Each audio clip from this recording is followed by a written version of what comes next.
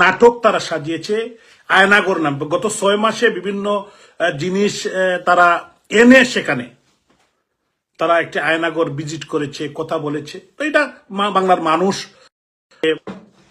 মানুষ আজকে নাটক, এই নাটক তারা মঞ্চস্থ করতে পারে নাই। তাদের কাছে অনেক নাট্যকার আছেন, কিন্তু তারা ঠিকমতো করতে পারে নাই। মানুষ ধিক্কার জানাচ্ছে। তো যে কারণে, বিশেষ একটি কারণে আমি কথাটা বলতে এসেছি। আমি সমস্ত দেশবাসীকে সজাগ করে দিতে চাই।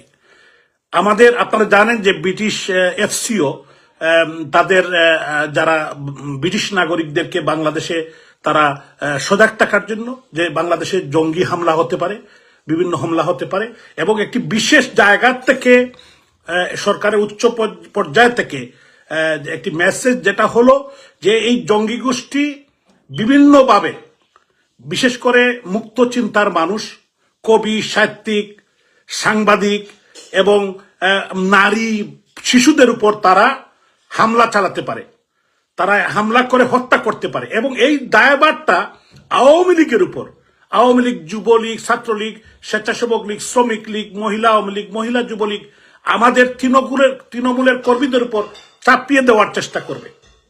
এবং বিভিন্ন জায়গায় তারা যেটা জঙ্গিরা প্ল্যান করেছে, যেটা হলো যে জয় বাংলা বলে তারা বিভিন্ন জায়গায় হামলা করবে। জয় বাংলা বলে আওয়ামী লীগের উপর অতীতেও তারা এটা করেছে। এই যে meticulous design master plan, doctor Yunus নিজেই আমেরিকাতে বলেছে। এবং তাদের মধ্যে অনেক, এই যে বিশ্বের সেরা জঙ্গিরা কিন্তু এখন বাংলাদেশে, তারা কিন্তু এদেরকে ট্রেন পিপুলদেরকে তাদের সেখানে নিয়ে গিয়েছে এবং সেখানে বসে বিভিন্ন গুরুত্বপূর্ণ জায়গায় বসে, এখান থেকেই মেসেজটা আমরা পেয়েছি।